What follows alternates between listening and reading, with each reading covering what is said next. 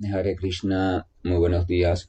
Namao Vishnupadaya Krishna Prestaya Bhutale Srimate Bhaktivedanta Swaminiti Namine Namaste Saraswate Deve Gauravani Pracharine Nirvisesa Sunyavadi Pachatya Deshatarine Jayatri Krishna Chaitanya Prabhu Nityananda Tri Advaita Gadadhara Srivasadi Gaura Bhaktavrinda Hare Krishna, Krishna Krishna, Hare Hare, Hare Rama, Rama Rama, Hare Hare. Hare Krishna reiterado, muy buenos días. Continuamos con las lecturas y reflexiones sobre textos de Bhagavad Gita. Recordando que estamos en el capítulo número 17, si Dios permite, hoy debemos terminar con ese capítulo, que en este caso su título está colocado como las divisiones de la fe. En este capítulo vamos a recordar que hemos estado un poco compartiendo sobre cómo el Señor Krishna le explica a Arjuna que las actividades de la fe, la alimentación, la caridad, la austeridad, la penitencia, el sacrificio, cosas así, que se realizan en este mundo, pueden estar realizadas en tres modos, o tres modalidades, o tres tendencias. Esto de modos, modalidades y tendencias de la naturaleza material, vamos a recordar que influye en la motivación que te realiza, o sea, que te lleva a realizar la actividad, o sea, por qué es que la realizas, así como también la forma específica en la que la realizas y, por supuesto, los resultados que obtienes. La modalidad de la ignorancia, la pasión y la bondad tienen motivaciones diferentes, o sea, el objetivo es diferente. Lo que mueve a la persona es diferente. La forma, tengo coriza. Wow, es la frialdad del amanecer, parece. La forma en que realizan la actividad también es diferente y, por supuesto, los resultados son diferentes. Por tanto, aquel dicho o argumento que dice que no importa, que bueno, al final cualquier cosa lleva al Supremo o lleva a los mismos resultados, no es tan así. Porque lo que usted realice en modo de ignorancia o realice en modo de pasión o realice en modo de bondad, no va a tener los mismos resultados. Krishna explica en este mismo capítulo 17 a Arjuna, que aquello que usted realice en modalidad de ignorancia va conduciéndolo cada vez más a la inercia, al sueño, a una ilusión cada vez más profunda. Lo que usted realiza en modalidad de pasión va conduciéndolo cada vez más al apego, a la lujuria, centrarse, disfrutar de los sentidos materiales, y lo que usted realiza en la modalidad de la bondad, entonces lo va conduciendo al equilibrio, al conocimiento, y entonces los resultados no son los mismos. Vamos entonces a ver a partir de el verso texto número 23 del capítulo número 17, lo que continúa diciendo el Señor Supremo. Dice lo siguiente: desde el comienzo de la creación, las tres palabras Om Tat Sat se han empleado para señalar a la suprema verdad absoluta. Esas tres representaciones simbólicas las usaban los brahmanas mientras cantaban los himnos de los Vedas y durante los sacrificios que hacían para la satisfacción del Supremo. Ese es el texto número 23. Vamos a recordar que el Señor Supremo decía que al principio de los tiempos el Señor Vishnu había creado una serie de sacrificios, ¿no? El Señor Supremo creó una serie de sacrificios. Esta serie de sacrificios están destinadas al propio Señor Supremo en el personaje de Vishnu, o sea, al sustentador del universo. Entonces se recomienda que esa serie de sacrificios se hicieran actividades prescritas para que la entidad viviente pudiera desarrollar una existencia feliz en el plano de conciencia material. Evidentemente no para permanecer ahí por siempre, porque el plano de existencia material no es eterno. O sea, él se manifiesta, pero después a su debido tiempo tiene que volver a disolverse, volver a lo no manifiesto. Así que es para desarrollar una existencia feliz, pero una existencia feliz de modo temporal. Esa existencia feliz de modo temporal también hemos discutido que tiene un solo objetivo, es para que tu vida esté lo más estable posible, tengas las menos complejidades posible, entonces puedas dedicarte a la búsqueda del conocimiento, a la comprensión del conocimiento y a la práctica del conocimiento en tu propia vida. Ese conocimiento también habíamos explicado, el Señor dice, es el conocimiento o la comprensión sobre el Señor y sus energías, sea la energía material o energía externa y la energía interna que es la espiritual, donde se incluye el alma, que está situada en una posición marginal, o sea, puede caer o en energía material o en energía espiritual, o sea, al servicio o consciente de energía material o de energía espiritual. Entonces, lo más importante acá, cuando el Señor dice que se crearon esos sacrificios, entonces eso se instruyó, por supuesto, a Brahma, la primera criatura o el famoso creador o manifestador del universo material. Entonces Brahma en el principio comienza a conocer al Señor, primero en forma de sonidos. Brahma, el primer, ¿cómo se explica? El primer modo, el primer modo en que él aprecia la presencia del Señor es en el modo de la sílaba Om, Pranava Om. Entonces quiere decir que el Om era la representación sonora del propio Señor y contenía también a todo lo referente a él. Entonces la primera manera en que Brahma tiene contacto con la suprema personalidad de Dios en forma de Vishnu es a través del Om. Entonces después Brahma, cuando es instruido en estos sacrificios iniciales para complacer al Señor, entonces también recibe en ciertos textos, ciertos mantras, donde también se emplea la palabra Tat y la palabra Sat para hacer referencia al Señor. Entonces Brahma empieza a conocer al Señor Supremo en la forma de Om Tat Sat. Y este Om Tat Sat, entonces Brahma lo va transmitiendo a los que vinieron después, o sea, el conocimiento o la figura del Señor Supremo, los himnos védicos, en los rituales védicos, en los sacrificios, se va transmitiendo en la forma de los sonidos Om Tat Sat. Si vamos a la literatura védica, Rig Veda, que es el Veda especializado en estos de sacrificios, himnos védicos y cosas así, entonces vamos a ver que los himnos que son dirigidos directamente al Señor siempre comienzan con la palabra Om y muchas veces a esa palabra la acompaña el nombre específico.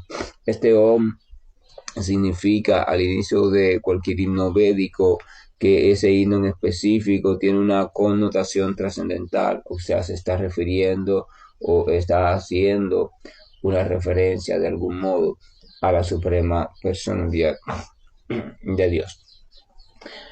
Entonces acá el Señor está diciendo, desde el comienzo de la creación, o sea, desde el propio Brahma, las tres palabras Om Tat Sat se han empleado para señalar a la suprema verdad absoluta.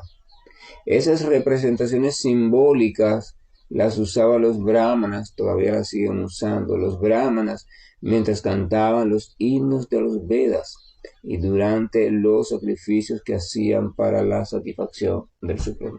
Entonces la pronunciación o la inclusión de los sonidos Om Tat Sat en todos los rituales védicos por parte de los brahmanas simplemente manifestaba la presencia del Señor en ese ritual.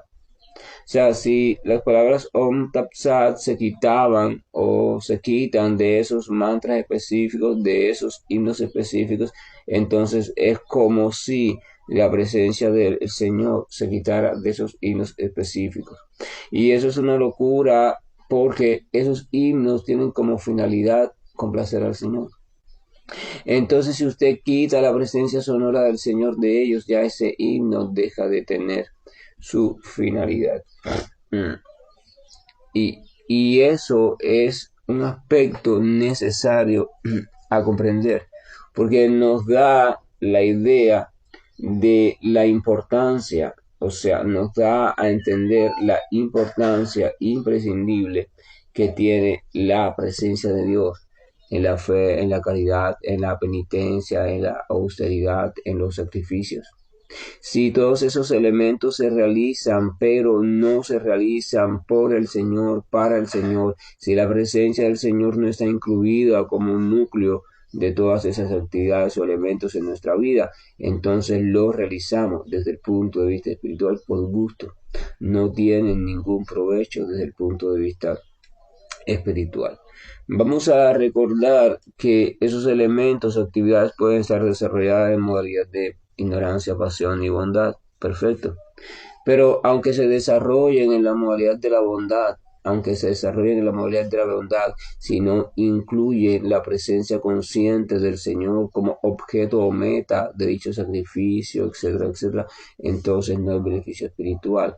Hay beneficio porque te ayuda a desarrollar una mentalidad más humana, más armónica, más consciente de que eres parte de un sistema y las personas se vuelven más bondadosas, compasivas, más tolerantes, simples, humildes.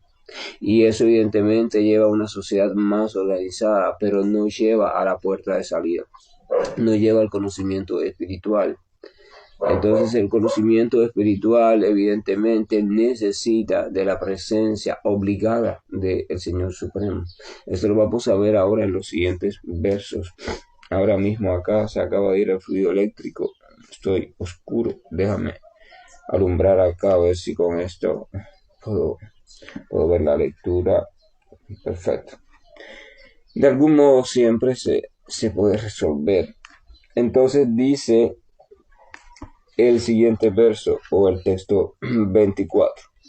Por lo tanto, los trascendentalistas que emprenden la ejecución de sacrificios, obras de caridad y penitencia, de conformidad a las regulaciones de las escrituras, siempre comienzan con Om para llegar al Supremo. O sea, para llegar al Supremo, ¿verdad?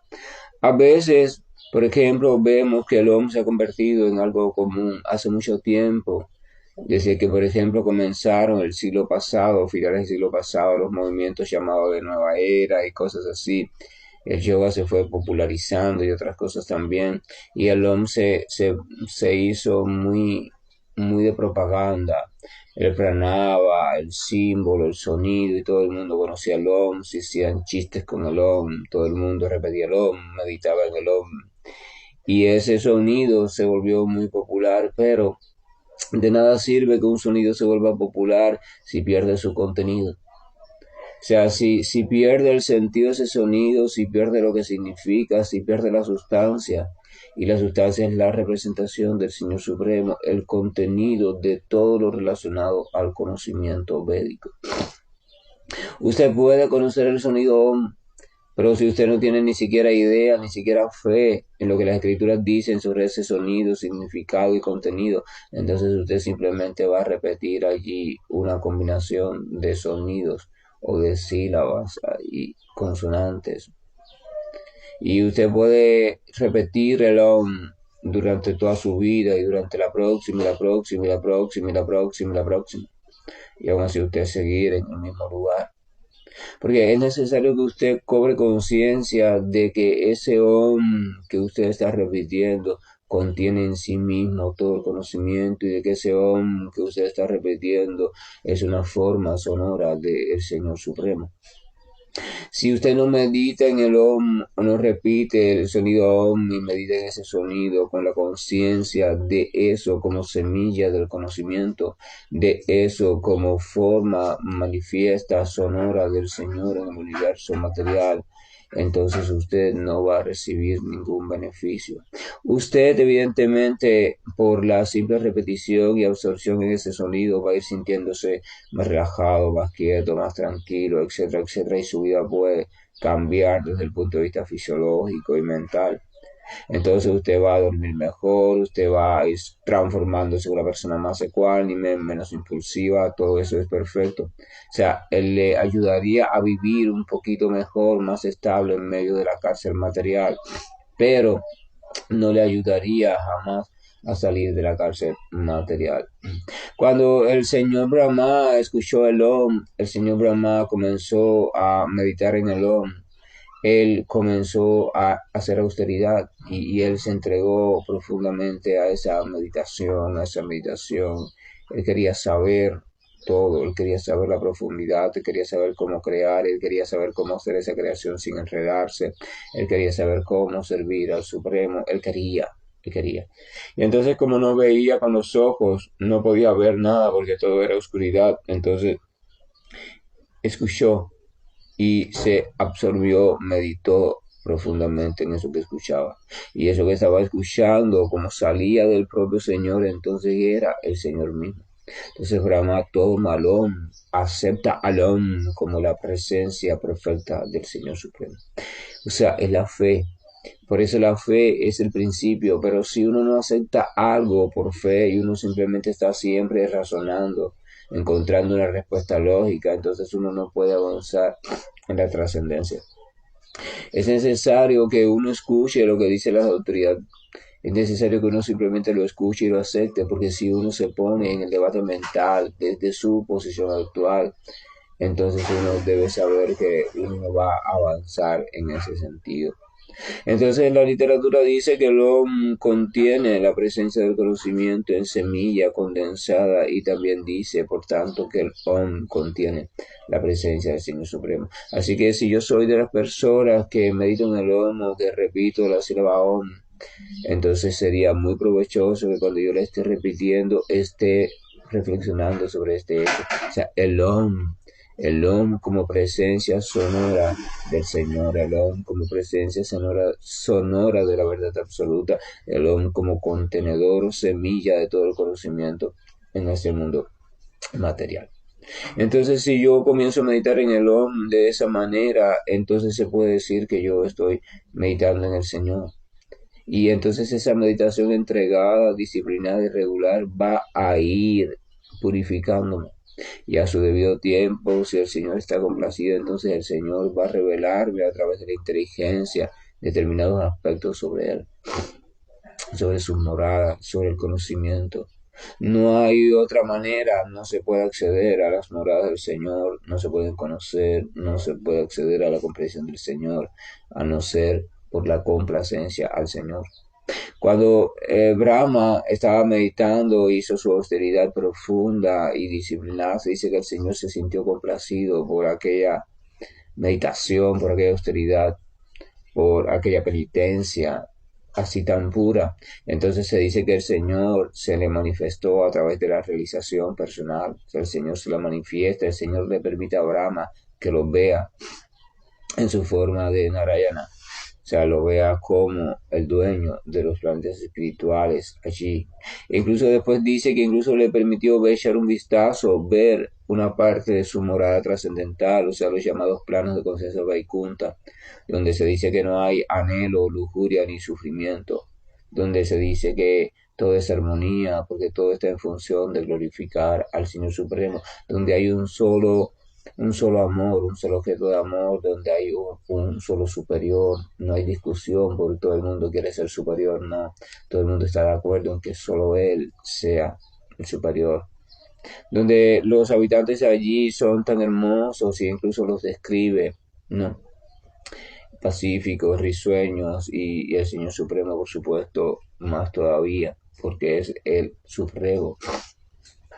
Y entonces después el Señor Supremo le dice, ¿no? Le dice a Brahma que está agradecido, ¿no? ¿Cómo se llama? Que está complacido con su pura penitencia. Dice que él difícilmente se complace con una actividad de un semidios, pero él, debido a su penitencia amorosa y perfecta, lo ha complacido. Entonces se dice que el Señor Supremo consideró o encontró a Brahma como alguien que estaba listo y capacitado para emprender la obra de creación.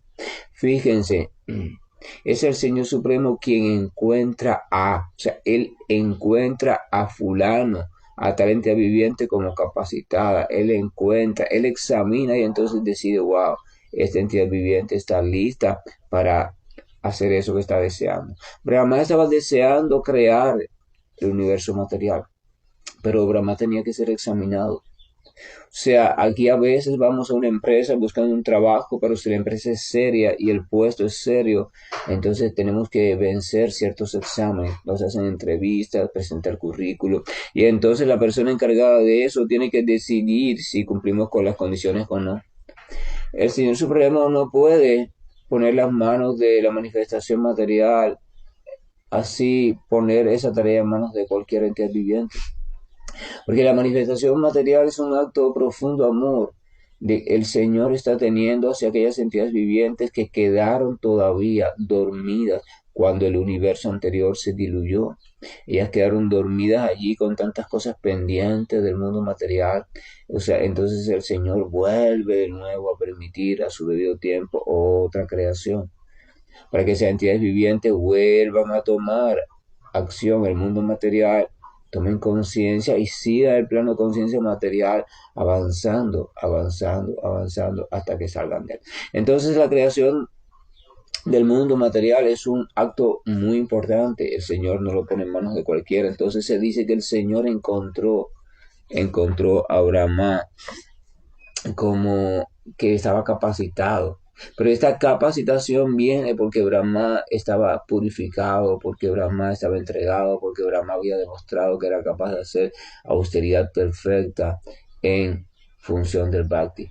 Lo que estaba buscando Brahma era eso, era complacer al Señor, así que su austeridad era perfecta. Así que cuando nuestra austeridad, caridad, alimentación, fe, etcétera, etcétera, busca complacer al Señor y únicamente complacerlo a Él, se dice que es perfecta.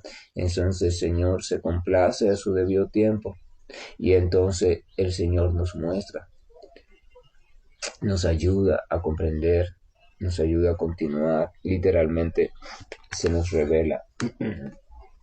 En el significado de ese verso 24, Prabhupada explica lo siguiente, dice, en el Rig Veda hay un mantra que dice Om Tat Vishnu Paranam Padam.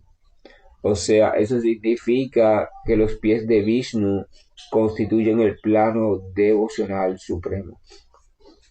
Por tanto, la ejecución de todo en el nombre de la suprema personalidad de Dios asegura la perfección de todas las actividades. Vamos al texto número 25. Dice, sin desear resultados fruitivos, uno debe ejecutar con la palabra tat diversas clases de sacrificios, penitencias y obras de caridad. El propósito de esa clase de actividades trascendentales es el de liberarlo a uno del enredo material.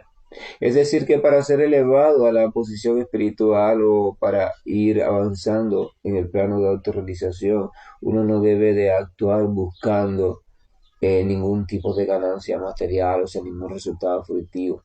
Porque si tú centras tu mente en eso, entonces es imposible que tú puedas acceder al plano de la autorrealización. Sino que el verso lo que recomienda es que todos los actos que se ejecuten, ya sea de caridad, sacrificio, deben ejecutarse para obtener la ganancia máxima, y esa ganancia máxima es la ganancia de satisfacer al Señor Supremo. Solo así es que uno puede volver su conciencia de nuevo al plano de conciencia espiritual. Solo así es que uno puede volver de vuelta a Dios, o sea, de vuelta al hogar. Si vemos cada texto o cada verso, simplemente ratifica lo mismo. O sea, no te pierdas en esto del sacrificio, los rituales, lo que sea, no.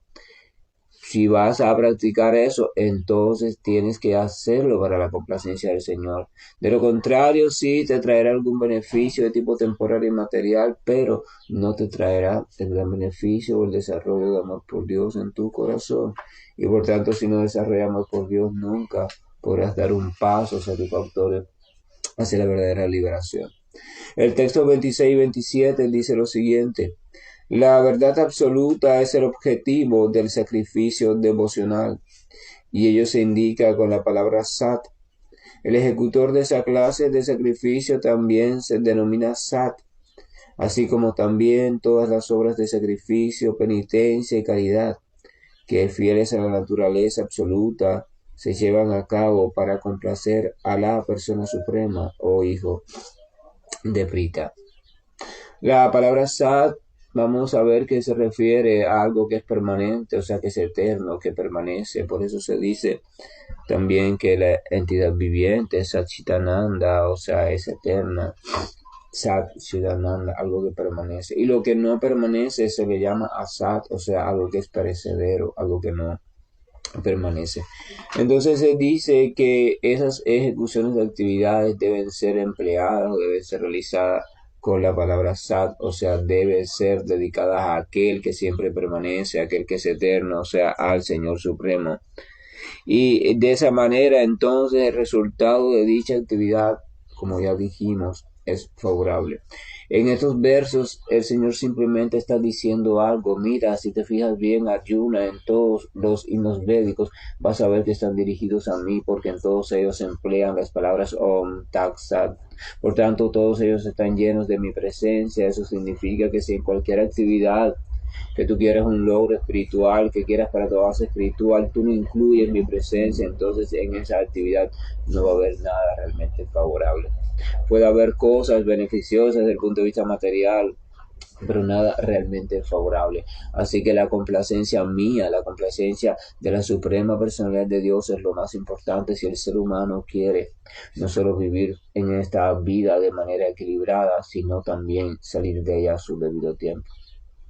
Y esa es la meta de la vida. La meta de la vida es que nuestra mente llegue un momento en que siempre de una manera u otra esté pensando en el Señor Supremo, incluso las cosas poco favorables nos estimulen para pensar en Él, las cosas favorables nos estimulen para pensar en Él, las cosas que no tengan ningún significado ni favorable ni desfavorable nos estimulen para pensar en Él. Si vemos un ave nos estimule para pensar en Él, si vemos un gusanito nos estimule para pensar en Él, si vemos la tierra, si vemos un tropezón, si llueve, si hace viento, si vemos el mar, si vemos el desierto, si vemos incluso la muerte cerca, nos estimula para pensar en Él. El devoto dice por ejemplo, para el devoto se dice que la muerte no es espantosa ni es la muerte, sino es la oportunidad. Lo ve como una oportunidad. Él no tiene problema con la muerte porque él simplemente sabe que en todo momento la meta de la vida es pensar en el Señor Supremo. Muchas personas cuando la muerte está cerca o sienten que ya está llegando, entonces empiezan a centrarse en lo mal que se van sintiendo, en cómo la respiración se acorta, viene la contracciones musculares, espasmos musculares, una situación muy desastrosa e incómoda. Pero el devoto puro no se centra en eso, el devoto puro tiene siempre en su mente una sola orden. El devoto puro sabe que la finalidad de toda recomendación sabia es la siguiente: recordar siempre al Señor. Y la única prohibición que tiene el devoto puro es la siguiente: no olvidar al Señor. O sea, el recordar siempre al Señor y no olvidar al Señor, si uno logra hacer eso, por la forma que sea, uno está haciendo lo perfecto. Toda nuestra vida se debería dirigir a facilitar el que nosotros estemos pensando en el Señor o al menos sintiendo amor por el Señor la mayor parte del tiempo posible. Evidentemente, esto es un acto progresivo, un entrenamiento progresivo. Por eso es importante diariamente crear el hábito y en nuestra sadhana, en la práctica que tengamos, que alguien nos haya dado o que nosotros de manera, no sé, autodidacta, por decirlo así, la hayamos encontrado en un libro y la estemos aplicando porque hay de todo. Tenemos que reflexionar en serio e incluir la presencia del Señor e incluir algo que cuando yo lo esté haciendo me haga pensar conscientemente en el Señor, me haga meditar conscientemente en el Señor. Un texto, un mantra, una imagen, algo que cuando yo lo haga me sirva de anclaje a pensar en el Señor. Esa es la recomendación. La recomendación es esta: si usted quiere espiritualizar su vida, usted tiene que incluir la presencia consciente del Señor, usted tiene que escuchar sobre el Señor, porque solamente cuando usted hace eso es que usted puede ir despertando amor puro por Dios. Si usted no hace eso, entonces usted puede emprender la práctica que usted quiera, favorable, genial, magnífico, pero usted no puede lograr la meta de la vida. Yo estoy diciendo simplemente lo que dice la literatura sagrada. No estoy mandando, no estoy cuestionando, simplemente estoy compartiendo lo que dice la literatura sagrada. No quiero entrar en discusión con nadie ni con las teorías, simplemente transmito el mensaje. Entonces el texto 28, que es el último, dice lo siguiente: todo lo que se haga a modo de sacrificio, caridad o penitencia sin fe en el Supremo o Hijo de Prita no es permanente. Ello se denomina asat y es inútil tanto en esta vida como en la próxima. Aquí Krishna está dando la conclusión. Dice que cualquier cosa, cualquier caridad que usted ofrezca, cualquier sacrificio que usted haga, cualquier penitencia que usted haga, cualquier austeridad, cualquier cosa, por muy elevada que parezca, se dice aquí que si no se hace con fe en el Señor Supremo, con fe trascendental en el Señor Supremo, entonces su resultado de nada sirve, o sea, porque no es permanente, su resultado es asad, y dice al final entonces que no es útil, o sea, es inútil tanto en esta vida como en la próxima. Es inútil en esta vida porque al final de cuentas es temporal, ese resultado, por muy beneficioso que sea, es temporal. Y es inútil en la próxima porque ese resultado no es espiritual. Entonces vuelve a lo mismo, la esencia de la fe en el Señor. No basta con que usted se sitúe en la modalidad de la bondad y a usted le gusten los alimentos de esa modalidad, o usted haga caridad en la modalidad de la bondad, o usted haga austeridad en la modalidad de la bondad. Eso es magnífico, llegar allí es la cima de la vida humana, pero se necesita que además de eso, esa actividad esté dirigida al Señor Supremo. El día viviente al principio puede que sea que haga una actividad arrastrada por cosas inconscientes, de ignorancia, y no tiene la menor idea de lo que es beneficioso, no es beneficioso incluso, ni de lo que es realmente bueno, ni lo que es realmente agradable o desagradable. Después, cuando evoluciona un poco en su nivel de conciencia, entonces comienza simplemente a hacer aquello que le es agradable solamente, e incluso aquello que le resulta beneficioso. Pero este concepto de agradable y beneficioso va a estar desarrollado en función del cuerpo material, porque ella está identificada con el cuerpo material. Entonces ella va a preocuparse por ver qué es lo que es bueno para el cuerpo, para sentirse bien así en eso, pero sobre todo para experimentar placer. Pero después, cuando sigue evolucionando en su estado de conciencia, su concepto de bueno, de placer va cambiando, porque va desarrollando conocimiento verdadero. Entonces se da cuenta que a veces algo puede ser agradable a los sentidos y malo realmente, o sea, y traer algo poco favorable. Y hay cosas que pueden ser poco agradables, pero traer algo favorable. A veces uno tiene un padecimiento y tiene que tomar un cierto remedio, y ese remedio es amargo, ácido, picante, no sé, es muy desagradable, pero aún así uno comprende que es para un beneficio verdadero y uno simplemente lo hace. En ese momento uno no está actuando por pasión, no está actuando por placer. Lo que lo lleva a actuar a uno es el conocimiento, ¿verdad? Entonces en ese momento se puede decir, wow, mira, en ese momento se trascendió la modalidad de la pasión en gran medida. Entonces eso quiere decir que el acceso a la modalidad de la bondad únicamente se puede hacer desde la adquisición de conocimiento.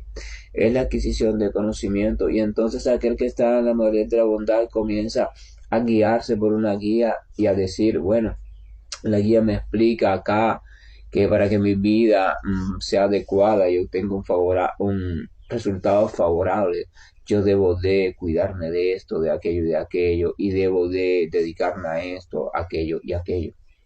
Algunos cuidados y dedicaciones de esa puede que no nos gusten mucho porque venimos de la modalidad de la pasión, pero aún así uno dice, no, yo confío en esa guía y sé que eso es lo más favorable, así que voy a hacerlo.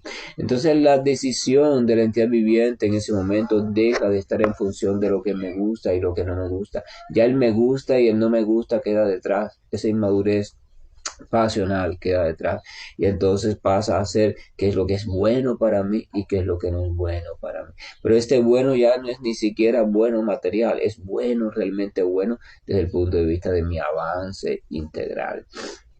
Y entonces uno comienza a tratar de hacer aquellas actividades que se dicen por las autoridades son realmente favorables. Entonces una persona desde otra modalidad podría decir, pero qué tonto eres, ¿acaso no ves? Wow, que eso lo único que te hace es traerte algún malestar, algún tipo de incomodidad. O sea, porque la persona que está en una modalidad diferente a la modalidad de la bondad no entiende cómo el de la modalidad de la bondad puede actuar de esa manera. No entiende cómo puede pasar frío o hambre por tratar de ayudar a alguien. No entiende cómo puede meterse en determinadas circunstancias donde no gana nada, donde no percibe ninguna ganancia, ¿verdad? Le llaman tonto, pero qué tonto eres, ¿cómo tú vas a hacer eso? O sea, no entienden cómo a veces puede incluso dedicar un tiempo de su día, diario, levantarse al amanecer, a hacer ciertos deberes desde el punto de vista devocional. No entienden. ¿Y para qué tú madrugas por gusto? Y no da lo mismo que lo hagas a las 10 de la mañana. Y entonces incluso le buscan argumentos, mira, la hora no es lo más importante, tiene el mismo resultado a las 10 de la mañana. Sí, esa persona podría acomodarse y decir, perfecto, no voy a hacer el esfuerzo de levantarme a las 5 ya cuando yo me despierte a las 11 del mediodía, que con toda mi calma yo me siento cómodamente y hago mi sadhana, ¿verdad? Pero entonces esa sadhana no tiene un real beneficio y no es por el horario, sino por la actitud del practicante. El practicante no está haciendo sacrificio, no está haciendo austeridad, él simplemente está haciendo, él sigue tomando su comodidad como centro. Y si él sigue tomando su comodidad como centro, entonces está reforzando únicamente la modalidad de la pasión. La cuestión de la hora y del amanecer, además de que el amanecer es propicio para una práctica específica, es también que la entidad viviente demuestre que está realmente decidida a hacer determinada austeridad, determinado sacrificio para obtener un beneficio superior relacionado a lo espiritual. O sea, recuerden que el Señor Supremo le dice a Brahma, debes saber que el sacrificio es mi corazón. O sea, cuando el Señor Supremo ve que en verdad lo hemos convertido en la meta de nuestra vida y que comencemos a realizar ciertas cosas dirigidas únicamente a su complacencia, aunque esas cosas puedan resultar un poco incómodas para nosotros, wow, el Señor Supremo dice, mira esto, ¿verdad? A veces uno puede ver que una persona realiza un sacrificio por nosotros determinado y uno se complace en el corazón y dice, wow, mira cuán importante, mira cuánto cariño, cuánto amor siente esa persona por mí, que es capaz de hacer tal cosa que incluso le trae a veces incluso incomodidad, condiciones desfavorables y aún así lo hace y no reclama nada, simplemente lo hace y lo hace. Entonces esa es una de las señales de que uno está seriamente comprometido con algo. Así que más de la cuestión de la hora no es eso. Significa que ver que el practicante está realmente determinado a dar un paso importante en su vida. Entonces, el llamado del capítulo número 17, primero es que sepamos que cada actividad que realizamos está realizada por una modalidad de la naturaleza material. Krishna da algunas indicaciones para que aprendamos a reconocerlas en nosotros y en otras personas. Y también da como conclusión que aparte de todo, la meta es llegar a realizar cada actividad para la complacencia del Señor Supremo. Evidentemente la meta se obtiene de manera progresiva, pero debe estar fija en la mente de uno y si uno no lo va haciendo así, entonces el beneficio de la actividad de esa no es favorable ni en este plano de conciencia material, ni para el otro plano, o sea, ni para el plano de conciencia espiritual. Entonces reflexionar sobre hasta qué punto el Señor está presente en mi vida, hasta qué punto yo lo recuerdo a veces, hasta qué punto yo lo olvido, o hasta qué punto yo soy el centro de mi propia vida, o hasta qué punto es mi beneficio y mi comodidad el centro, o hasta qué punto el centro es la satisfacción del Señor, o hasta qué punto los otros son el centro, o sea, ¿cuál es el centro de mi vida?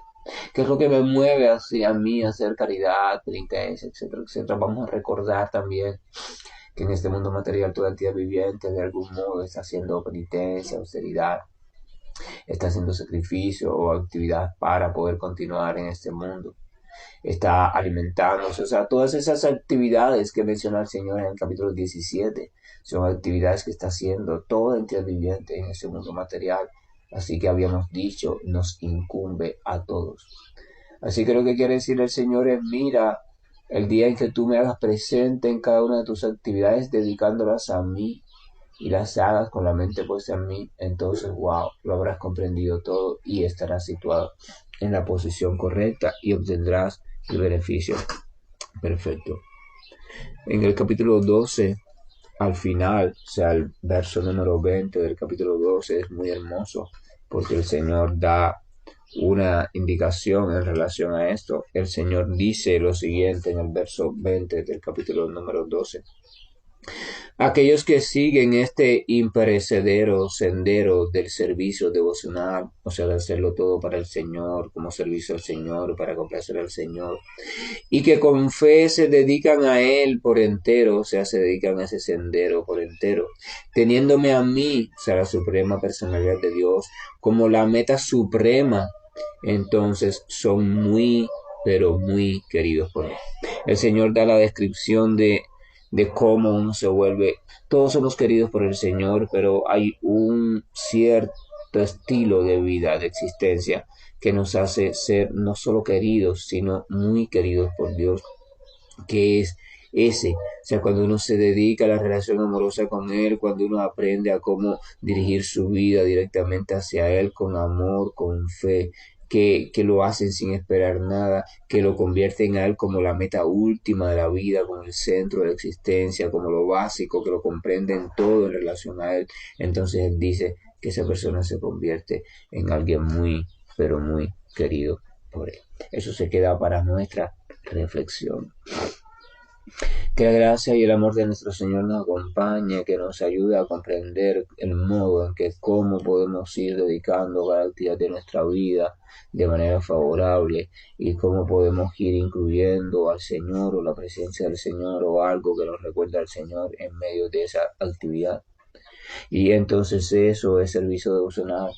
Servicio devocional empieza cuando uno cree realmente lo que dice la Escritura. La Escritura dice que cuando uno desarrolla una actividad para Dios, entonces esa actividad es la única forma que hay de que uno se vaya purificando realmente y vaya también despertando al plano de conciencia de Dios o plano de conciencia espiritual. Entonces cuando uno está convencido que es solamente a través de ese tipo de actividad que uno puede acceder al plano supremo, morada suprema o estado original de existencia, entonces uno emprende de manera espontánea servicio devocional. Todo lo que hace uno se convierte en servicio devocional porque es guiado por la firme convicción, es guiado por el amor trascendental, es guiado simplemente por el espíritu de amor por Dios.